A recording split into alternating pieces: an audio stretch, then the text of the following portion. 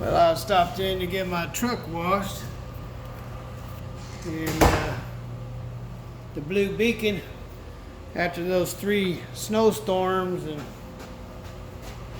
rain and mud and everything it's been in, it was getting pretty ugly looking, and I got an oil leak I need to get fixed, so stopped in here at Blue Beacon and get her all cleaned up. In case I don't get a load, I'll head home and get that oil leak fixed and get her back on the road for Monday. So get these youngsters getting her looking good.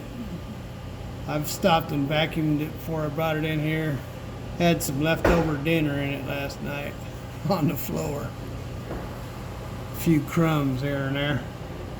My brand new interior.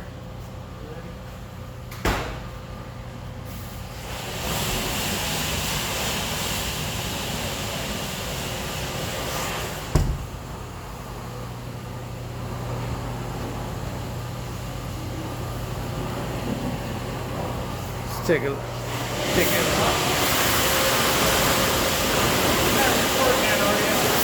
Yeah. You can't do that today.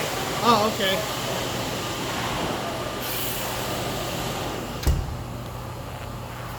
Anyway, I was told I couldn't record.